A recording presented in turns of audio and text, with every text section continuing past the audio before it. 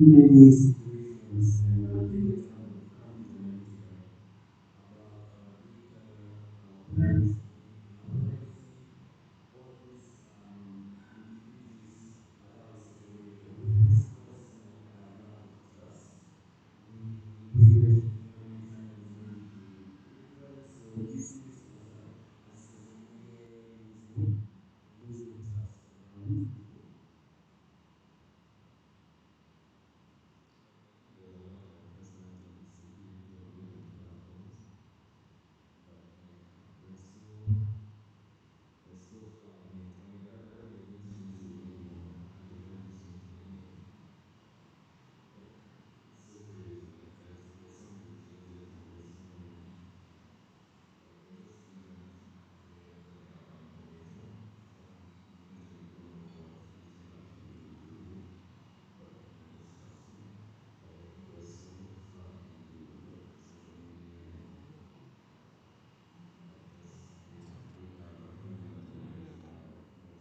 will be okay. But yeah, it's definitely risky. I'm thinking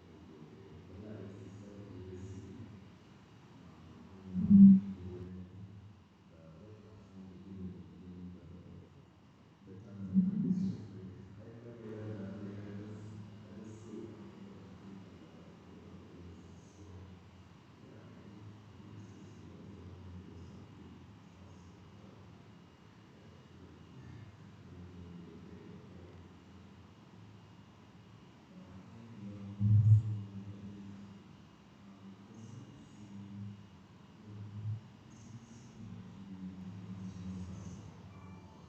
everything will be okay. Yeah. I think also if there's something to you know, something that we discuss last time. If some people want to be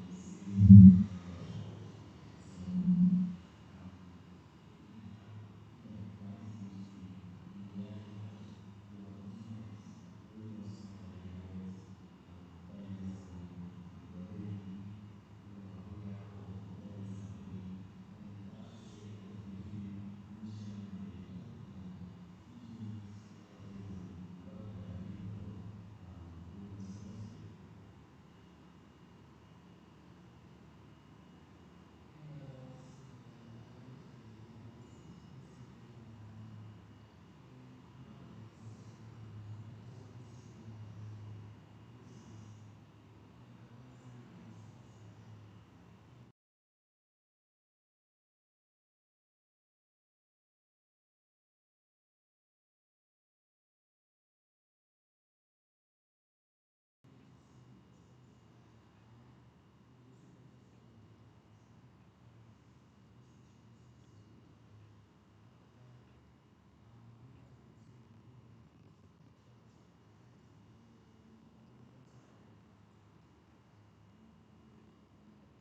Maybe just to add on.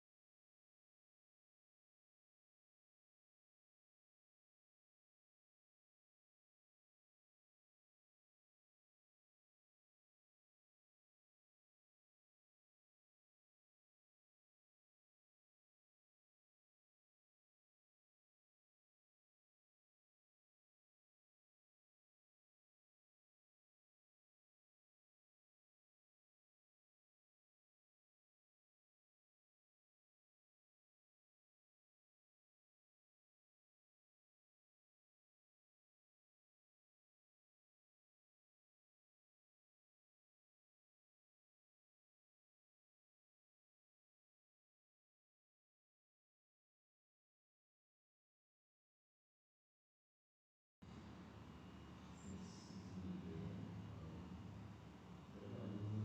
But yeah, we'll just we're gonna say it's gonna keep evolving as itself. That's for sure.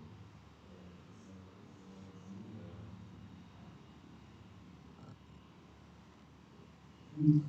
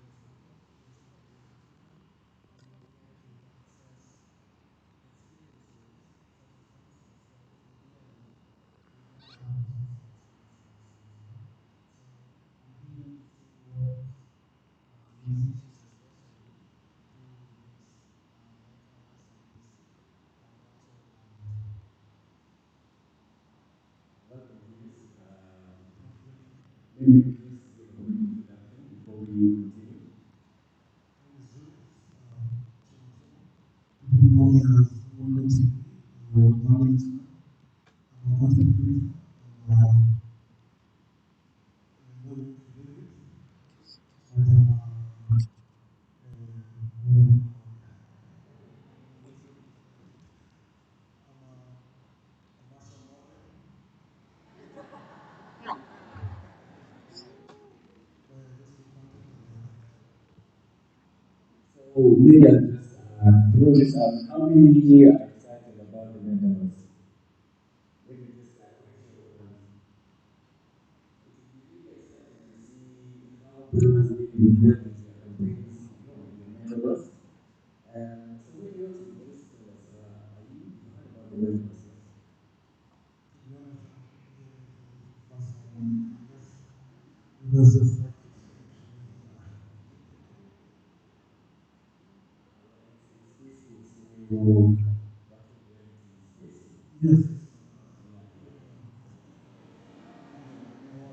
So maybe like for you, how do you think maybe you do skits and comedy, yeah? So maybe such a space for like for you as a creative, what potential do you see in that space? Uh, I see multiple, right?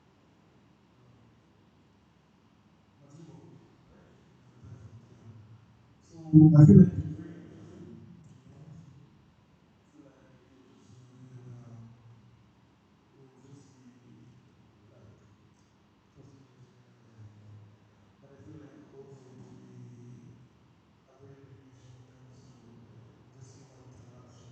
You know, like already social media has become a thing to where people are not on online sensitive. So you can analyze online those who are not active, don't have time to interact. So it's a good thing and a bad thing at the same time. And it's also a challenge we face in today's social media. As much as it's made us use our phones more, as a world, we've never been more united.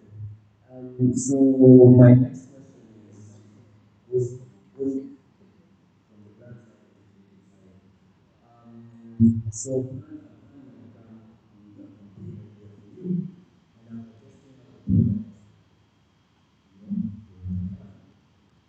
So as a creative, tell me what would be your process? Would you still go ahead because you're getting paid? Or if you don't feel like you're relatable to the brand, would you turn it down? And also down to the brand side. Should you offer a brand complete courses? Because maybe he changed his mind. Maybe I like this, and I go for a course fee. So just share your thoughts on that. Okay. Okay, I think it's super but I also think it's linked to you guys' style. So if you can make it work, cool. But yeah, I think I'd love to hear from the brand side. But yeah, I think we need to just give it a shot. You never know. On my side, Sound it up. if I don't feel like I can be able to do a video organically, placing the brand there, then I will take it. But it's not like that. When they come out 1 week ago, right? Because before that, before copying, it's not very simple to copy it again. But also, it's also good to also keep yourself a challenge. Where you get a brand and you find a way of putting your mind into it so much that you can get the brand up. It's a small between giving yourself a challenge or coming up with an amazing content, amazing video, and you not being comfortable with it.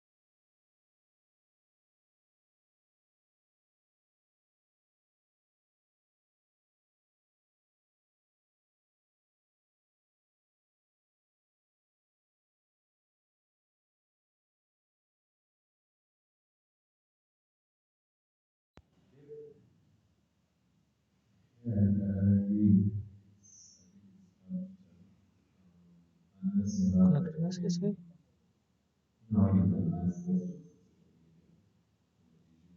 you should like others, you can engage your following better than this in terms of I think there's a way to obviously talk to your followers because I think it's one thing. I haven't tried it. So Max, over to being a creative director, surely you would like to do both sides of it. You know, break down what a director or a creator needs to do. So what would be fair way, what would be an easier way to interpret the time differences between the KDS and the US?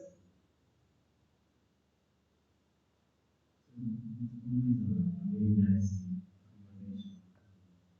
It was nice to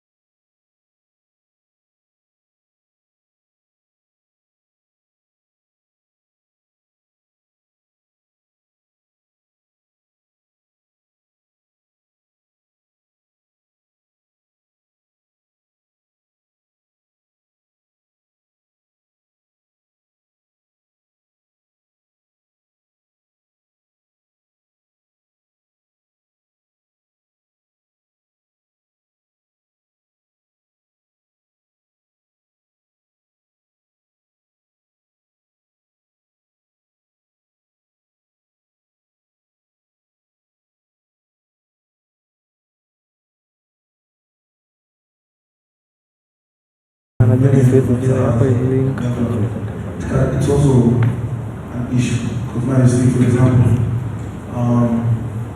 you push one brand and then next month you're pushing a different brand doing the same thing and then telling us the same thing. You see, now it becomes an issue where the person who's viewing will really able to trust that whatever you're saying about the brand is not about how much money you've gotten, but it's really true. So I feel like in this conversation, the macro and the nano influencers, it's a way to go. Yeah.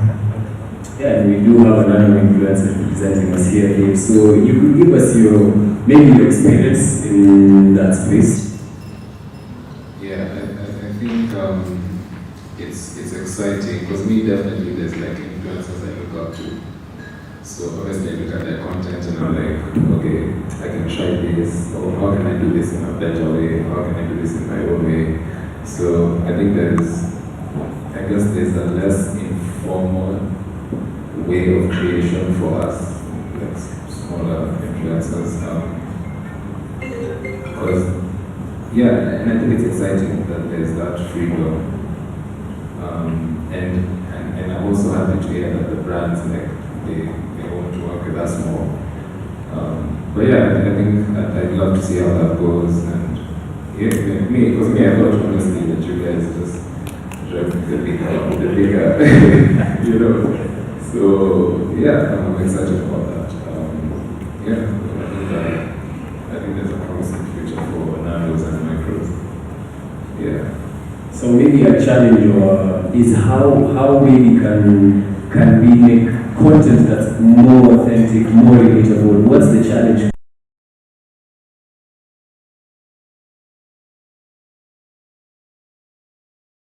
Gets better and maybe it becomes a bit less relatable. So maybe how can I as a creator stay as authentic and true to myself, even let's say once the fame comes?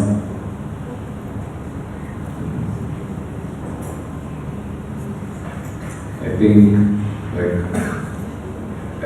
fame is a funny thing. I think if you're having fun and you're keeping a good crowd around you and you're just enjoying the journey, because I feel like sometimes we're like, I can't wait to get to 10K. Like when I get to 10K, I'll do this, or like when I get to 15, I'll do this. But if you can just have fun in the moment, like where you are now, I think you'll have longevity in whatever industry, not just like influencing, but like in whatever. So yeah, I think it's just about having fun and staying true to you, and like having conversations with yourself. I think just like checking on yourself, you know, because yeah, sometimes you can get lost in the sauce, man. Like it's crazy. So yeah, it's just about staying true to you. Maybe you can get the remarks. Yeah, I think you summarized it really well. It's all about staying true to your brand, to your craft. Most of the times you try and you see influencers changing who they are, their voice. You start speaking different. You used to speak Sheng, now you start to you used to dress in a certain way, then you switch down. You just with your audience. So it's all about yes, you want to develop your character as you go, then it has to be in a way that is very true and honest to the creator. I think it boils down to being true to yourself and true to your audience, especially. So at the end of the day, as an influencer, as a content creator, remember what made you famous. I can just give an example. The guy got to 100 million TikTok followers, Caribbean. He's gotten so famous very simply. His TikTok videos, yeah. So at the end of the day, as an influencer, as a content creator, you have to remember what got you to that level, yeah. Because that's what people have, yeah. So at the end of the day, just keep on being authentic, being authentic to yourself and to the audience. Yeah. And also as brand custodians, I feel like it's also important for us to really understand our influences. You don't force someone to do something that they usually don't do. I'll just echo on the same thing that he said about just brands understanding the work of an influencer, and also just giving them the space to create content. Because I feel like also as a creator, maybe the views you get because you do a certain thing, a certain way. But now when brands come with the picture, it's more like the content you create now starts to be like, doesn't come automatically because it's processed. Scripted. Yeah. So one way or the other, you see now if you choose me to maybe push your brand, and it's because of how many views I get and because of the engagement I get. And then once we work together, now it's more like the whole thing is scripted, and then also represents the views that maybe we get, and then really there's no return on investment. So I feel like also goes both ways. I feel like also the part where the brand connects with the influencer, that needs to also be created in order for you to understand what that person does, Because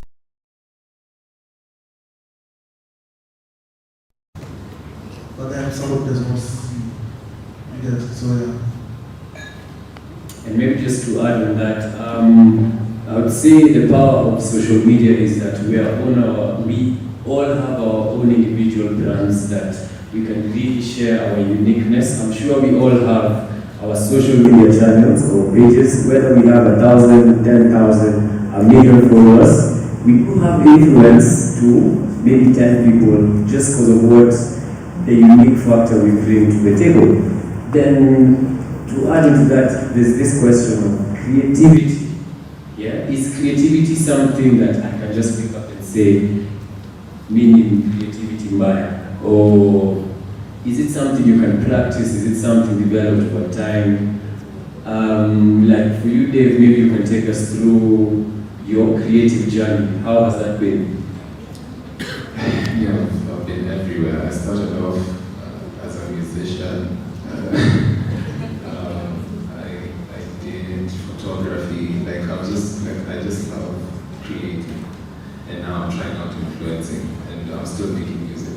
So, I think it's just. I love the goal of something new, like the fact that I can make something new. And there's people who say there's nothing new under the sun, it's just been done in a different way. So I think also then that also challenges your creativity. So yeah, I think for me, I love chasing that new idea and the completion of it. So yeah, I think it's exciting. And for you, Julius, maybe you can take us through your creative process. Like before you do one, what do you think about how is the whole process? So for me, I started creating content in 2015. And the reason why I started creating content is just because I was just playing with this. I was working in a movie shop, cyber cafe. I was earning 2,500 per month. I tell people they think it's a joke, but it's true. I got promoted to the Nagata branch when I was earning 3,000. So just starting content for me was just it was one of those things that for me just used to have ideas, but then I'll be like, I'm waiting for a camera, as people do. I'm waiting for a good camera to shoot. But then it was I just started doing it, and then just started to do it. You know how social media is. You get 15 likes, then you walk around home, you're famous. People say, hey, I like your content, so you feel like you're famous. Like just that. But then reached a point where now the journey behind me was longer. Like you feel like I've put in 3 years, 4 years of my life, so I can't stop. Reached a point now where it's like I can't stop. So right now, 6 years down the line, I'll same way I create content. I think about my ideas mostly when I'm showering and in the toilet. I don't but and also when I'm just telling stories with my friends. That's how I create content. Because also needs to come from a point of authenticity. It just needs to be authentic. And I feel like we need to relate. I guess that's why people say my content is very relatable. Because it's just stories that I will tell. Like for example, me and you, we talk, and then like, hey, we live in a video kit. You know, video are nice. Then we just find a way of, yeah. Okay, thank you for that. And we're in the presence of a creative director. So maybe you can tell us, is it something that is taught? Are you born with it? Can it be nurtured? So I honestly believe everyone is born creative. I think the difference comes in when we, you say you do graphic design, you say you can draw. That's a talent. So creativity is actually honing into these talents and kind of turning it into a way where you can sell it.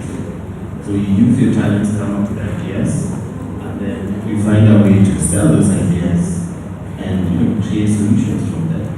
So 100% creativity can be taught. It's all about practice. I quote Malcolm Gladwell all the time. I think it's all about putting in your 10,000 hours, and you'll be there. So I do have a chance maybe of becoming a creative one day. And for Keith, how much would you say does creativity come when you would like to maybe run a campaign or choosing your influencers or rather your creators? So for brand custodians, I think we're given that job because we also have that creativity concern. And actually agree with my panelists here that everyone has that natural ability of theirs, that we already know that me I love cooking, or I love music, or I love drawing, But then, how is that talent or inner knowing even identified, nurtured, and developed? I think that would be the bigger question, But I also feel that we develop from observing. So for example, if I know I love cooking, obviously I've been cooking channels, I've been following Roman Chef, all these people who are Kalui, all these people who cook, And as a creative, you always want to recreate what you see, but in a better way. So even for brand custodians, we already know, so there's this product that we want to sell, but then what's that unique angle that has never been done before? For brand custodians, I feel like that's what we should do is strive for. And what's that unique thing that we want to introduce or to implement when we're launching this campaign? So that's where creativity comes in for brand custodians. Yeah, and also I would say creativity comes also from curiosity, that natural incubation just to try something new, to see if I do it this way, will it work, if I do it this way. And as we come to as we are winding down the session, I know there's a burning question that from both sides of the brand and the creators, you all face challenges working with either the brand or the creators. So maybe you could just share a few challenges or you've probably faced and how you've addressed them. I think I just started the other day, so for me it's just been like fun. But I'd say I think one thing I haven't experienced it personally, but sometimes the request from the brand and the budget, sending you money, but yes, you're being told you'll be paid but you may not have that cash to then get the product, advertise it, blah blah blah. But sometimes yes, they like give you the product, but other times no, you have to get it yourself. So yeah, that's one of the challenges I've heard, but I haven't experienced it. But yeah, I think that's something that can be worked on and adjusted. Yeah. Yes. I feel like for me, the biggest issue I had was just the person on the other side was not as creative, to be honest. You see, when I create a video, it is meant for a specific audience. I feel like not all my fans would like that video, but others would like that video, yes. So that aspect of just understanding that you know your craft. I can't come to your space and dictate how you work, same as me, okay? I do understand my audience, and it's just me, like, I feel like the biggest issue for me is trying to strike a balance between making you happy and making my audience happy, okay? Because now the issue is you want the same views that I normally get, not advertising, okay? And my audience wants to see an authentic content that does not look like you scripted it too much or you're trying to do something too hard. So that balance is the issue. So trying to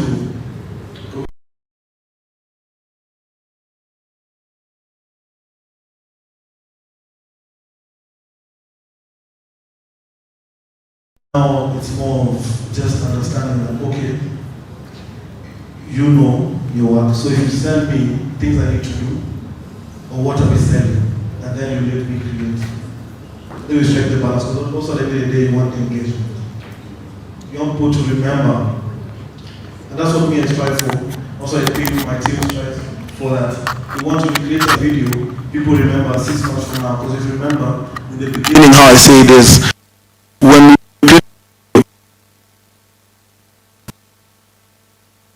but also at 6 from now, okay, this is something that Julius talked about, and I want to buy that idea.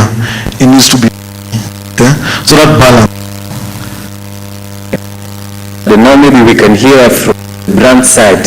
What are the biggest challenges in with the creators? Budget. No.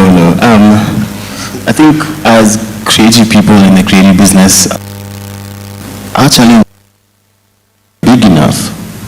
Yeah. And do we have clients who are brave enough to actually say, I will commission such an idea? So it's an ongoing tussle, it's a tug of war, whether you select big bad small ideas. Yes. I agree with Max. That mismatch of budget and deliverables. Yeah. So as marketers, we might want the world, but only for like a small town. But then we still want it to happen. Yeah. So I feel for us that's really the biggest challenge.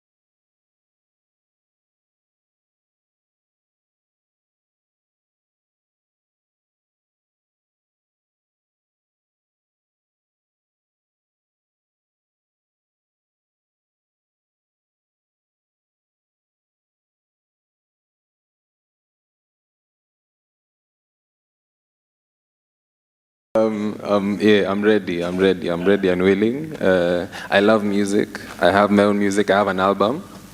We can put it on your. We can definitely talk. Yeah, so we'll talk. And you can also push so it. yeah, I'm just here to create, man. So let's go. I guess tutakupatia kazi. So mine is,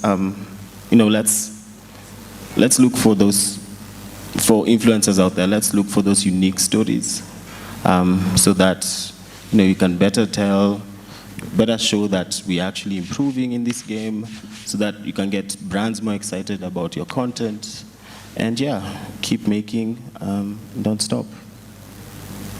Cool. So, as brand custodians, I'd like to urge the general public to, use musicians as influencers, because they have a big following. People listen to them, literally, yeah. So let's use musicians as influencers. Let's try our best to enhance the music ecosystem, because, right now we're that sort of like a launch pad, yeah, and we're taking off. So let's try as much as possible to support the music ecosystem. For brands, use musicians as influencers, use musicians to develop campaign assets for you. Into the music side, yeah. So let's keep on doing that. Thank you in advance for giving me the work. So just, we're willing to work as influencers, as micro-influencers, because we believe that we have all the eyes in the creative side, social media. So give us the work, then we deliver, Also just give us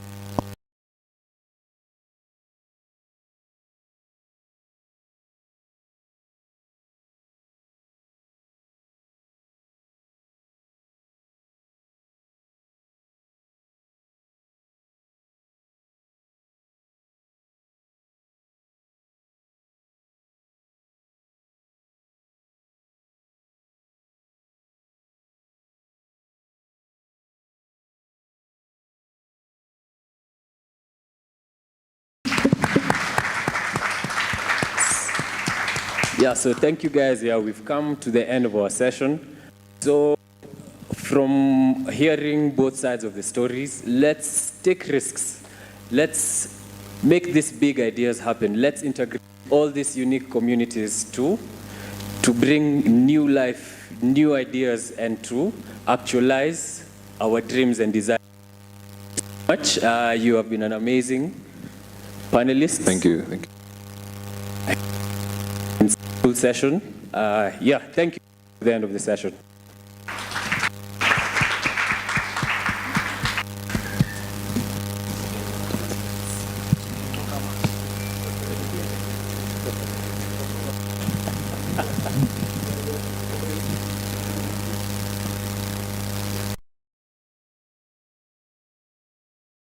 Okay. Oh, sorry for that. Yeah, do you have any? I was trying to be very time conscious, and the clock had just run out. Sorry. It's open for questions.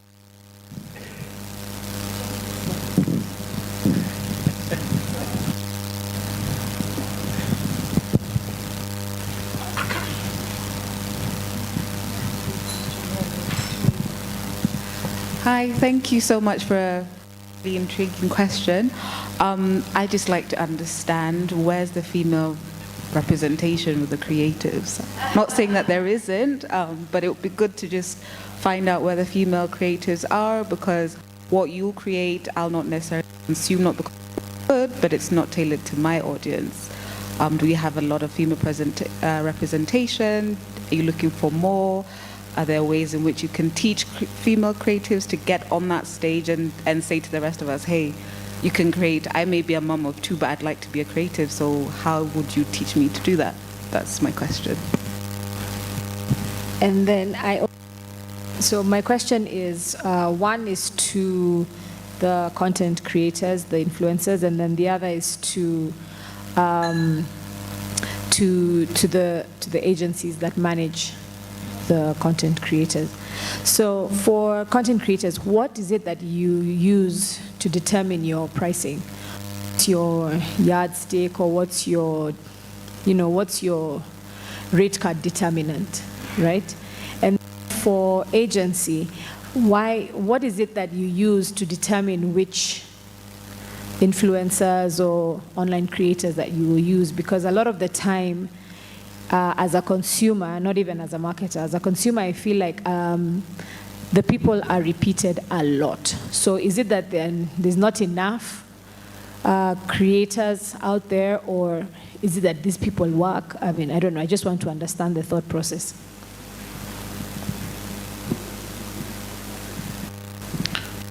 I feel like as a creator, the first time, I can't even lie to you, the first time you just put figures, to be honest. The first time you're doing it, you just put figures, because you don't know the value. But then, for me personally, I've done my research with other influencers as well, to just get a rough figure of how much I can charge. But then again, we also look at the value of what you're giving the brand. And also another aspect we do look at, for me personally, I look at the production cost. And then, for me, to be honest, I feel like me posting on social media is just a plus, right? It's just a plus for me. Like, all my platforms are just a plus. Mostly it goes down to the content, the in the production, and the most important thing is the idea itself, which is the script, because that is what will sell. Because I remember, as I told you, it's a very thin line between making the client happy and making the audience happy, and then also understanding that when I create a video for you, that's yours. So you can choose to like advertise it how you want to advertise it. So for me, my rate card is just basically how much it will cost me to do the production, right? Yeah. Maybe I can take the agency question. So what filters do we use when matching influencers to brands? Well, like I mentioned before, so ultimately we look at the budget, yeah? I think clients want the influencer with the biggest reach, but charging the lowest rates. I don't think it exists.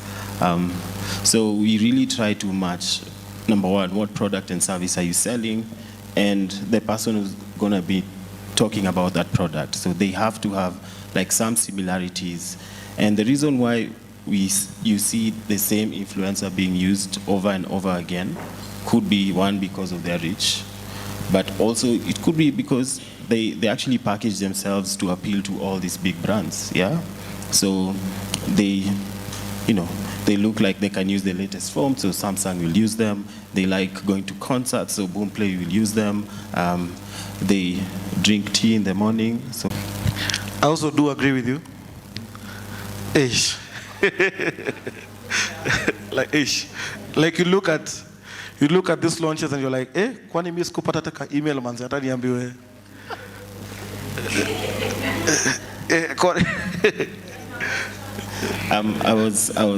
I was honestly avoiding the representation question, seeing that. No, it's okay.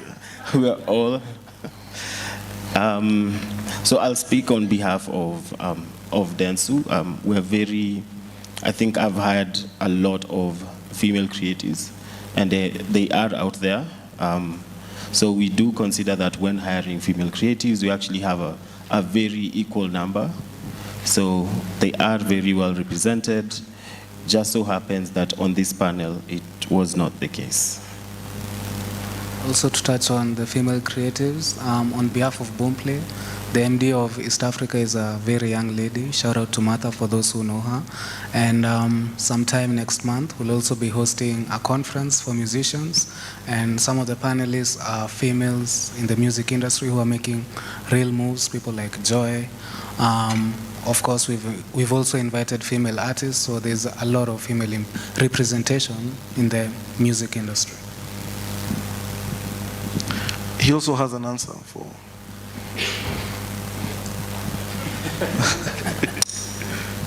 Oh. Okay, I don't work for any agency, so that's the first thing, first disclaimer.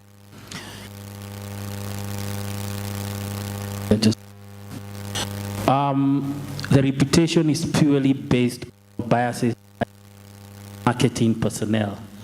So I don't know her, I like her.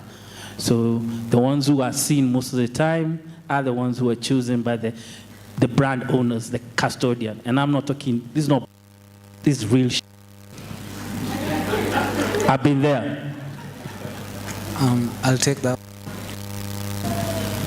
To some extent, there's some truth in what you've said, but also I'm sure the marketing guys here, the guys who work at agency, we always use these social media tools like Meltwater, Crimson Hexagon, that can easily tell us, okay, so for this particular topic, be it music, be it finance, be it beauty, these are the people who talk about those things, yeah? And this is their following, this is their reach, and all that. So there are tools that can actually inform those decisions, not just personal bias.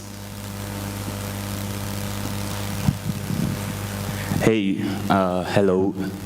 I would like to comment on the female creators. I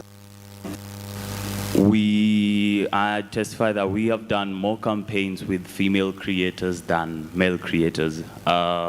Female creators are quite authentic, and there is a lot of them out there. I don't feel like they do need teaching, because they are amazing. And shout out to all the female content creators in the room, because they do amazing work. Thank you. Yeah, there's also a Wowzi top content video on our socials. If you check, 90% of the video is just female-centered content. So they do an amazing job, and we work with them. And they are quite outspoken. Thank you. Hi, everyone. My name is Kezia. I represent the Queens only. We're the Queens. We're the Queens. You're supposed to be making a lot of noise. Anyway, I have a question for the men up there. So this is not really a question, but I've been on the brand side. Max, you know that. I worked with you for a couple. And maybe to answer your question, the rate card really needs first to be positioned from the history of media. We need to go back and see what the penetration was in the traditional marketing setup. So ideally, you'd run a television ad, it would run at 9 o'clock, the billing was about 1 million shillings, 3 minute long.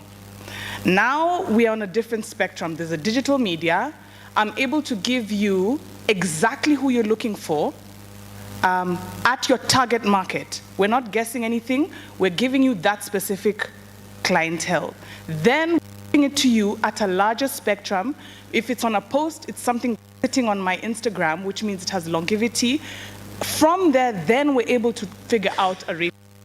You know, we need to break it down to see what the penetration was, at what cost, and if we're coming in at 50,000 shillings, it shouldn't be negotiable, because a billboard, we know the standard price rate. So for me, as an influencer, I'm not necessarily coming in guessing my figures. My figures are actually based off the rate cards of traditional media. You know, that the Kenyan influencer would take their time to invest in their influence. Because it should be a full-time gig. It's just that it's not full-time because we're not investing. So it's the other way around. The better you polish your craft, the better you speak your language, the more you understand your consumer, the deeper the penetration. You don't need 10,000 people, you just need a good 5,000, and the turnaround is perfect. You're going to do this full-time, the consumer will come, the brand will come, you'll give them a return of investment. So I just feel like we're not polishing our craft. We find this, you don't realize, someone had said yesterday, you don't realize that you're actually an artist, a creator. That's what someone should be paying you for. that you have done all sorts of things, that you were a musician and now you're an art director, and that's the billing, the job. So I feel like we don't invest, we don't carve out the craft. We think it's a pastime thing because it's easy for you, but it's work. Someone else is unable to do what you have already done. So my dream is that the influencer, the content creator, polishes their craft. Even if you're a nano, the penetration is deep, the brand can invest, it can be a full-time gig, you know, and it moves. So yeah, those are my 2 points. Thank you.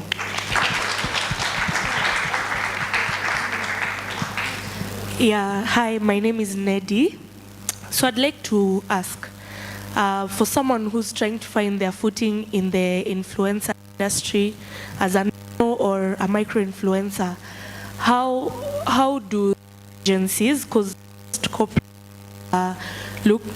lean towards agencies to find the influencers, what criteria do they use to select the micro-influencers? Micro-influencers go to the agencies.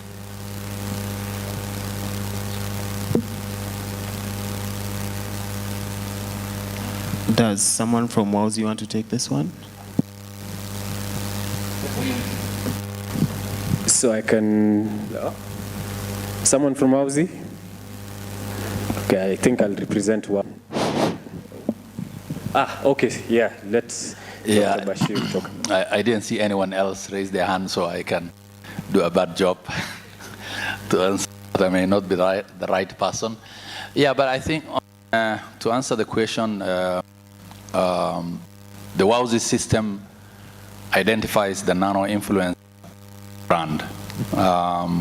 It identifies on geography, it identifies on trade area, and it identifies on other factors such as income level and so on.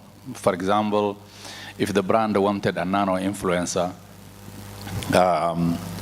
in, let's say, Westlands, in, let's say, in the area of healthcare and fitness, the system simply identifies those and leaves out the rest and doesn't pick out all the other. So it unclutters. The system unclutters for the brand the influencer who is the right fit for the job. I don't know if that answers. Thank you for that. Thank you for that.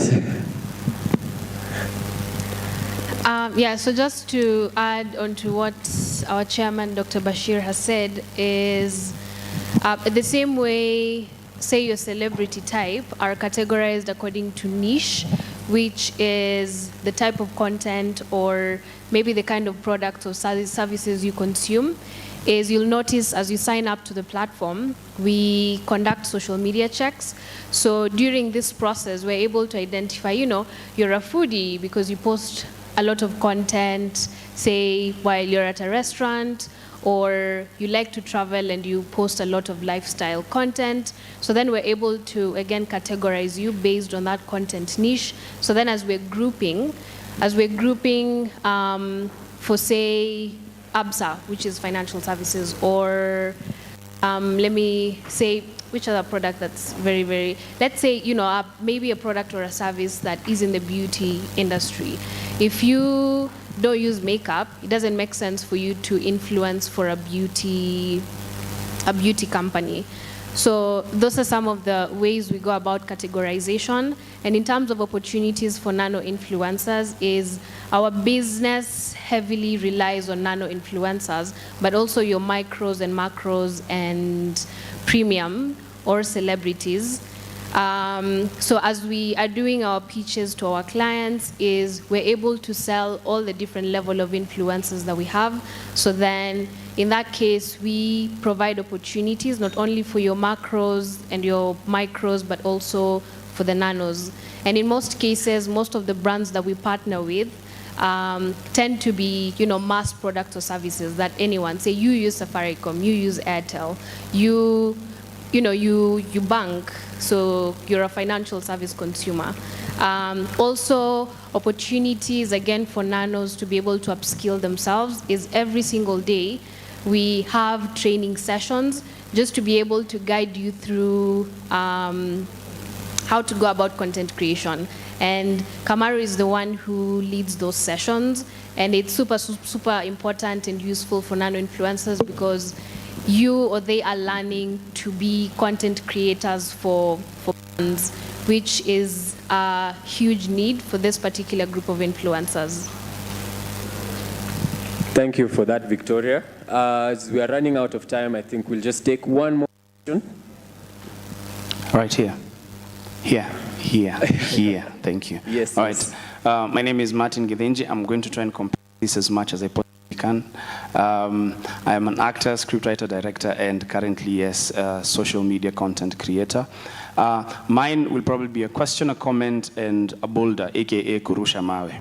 Now, in 2018, I sat in such a meeting where in the panel was, I think, somebody from agency, somebody from Safaricom, and 2 or 3 other people. And I was an outsider then. And I felt very bad because I have been acting on screen for so long. People know me. People know me. But they're not giving me the jobs.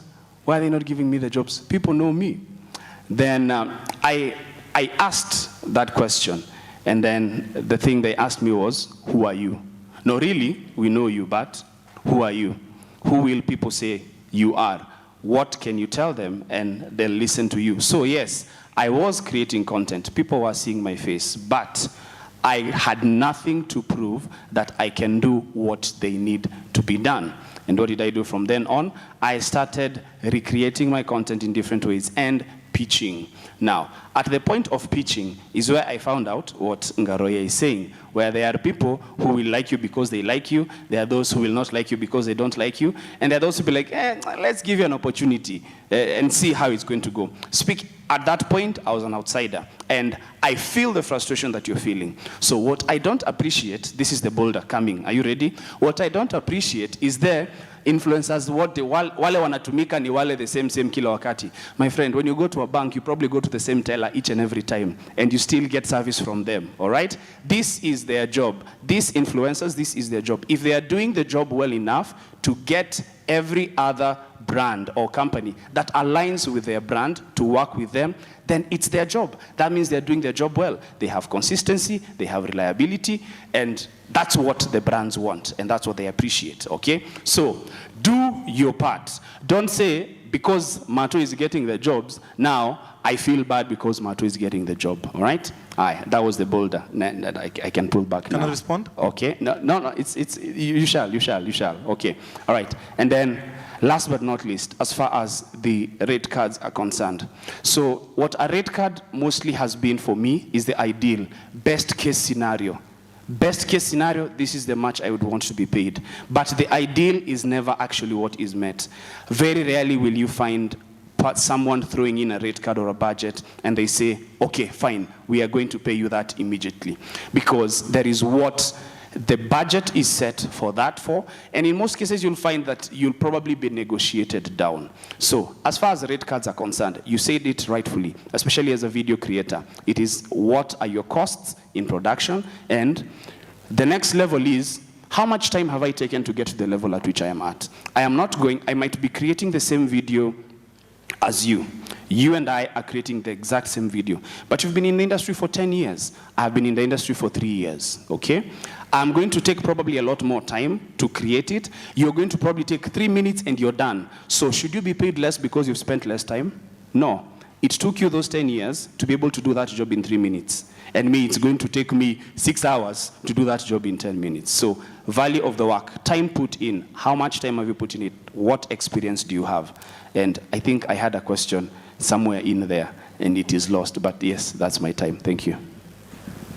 Thank you for that, Martin. I think you can give him a round of applause. Fortunately, we can't take any more questions. We're running out of time, and we still have another session. So,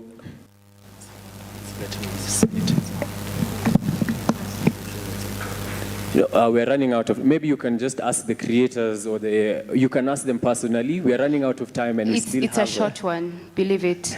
So for me, I'm just going to talk about what Martin has said. For me, it's about believability of content creators. Most of the times you will find that content creators, the reason why people are saying that it's the same and same and same, I believe that there is a wide array of believable content creators and influencers who can be used. This is to brands, because sometimes you find someone is almost like a billboard,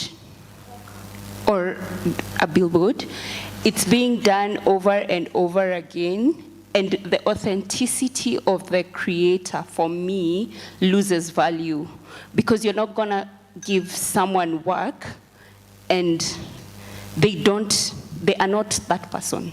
So people or brands and even agencies should pick influencers who are believable. Thank you. So we come to the end of the very informative session. Thank you for the questions and thank you for the insights. Yeah, you can now leave the stage. Thank you. You can give them a round of applause as they leave the stage.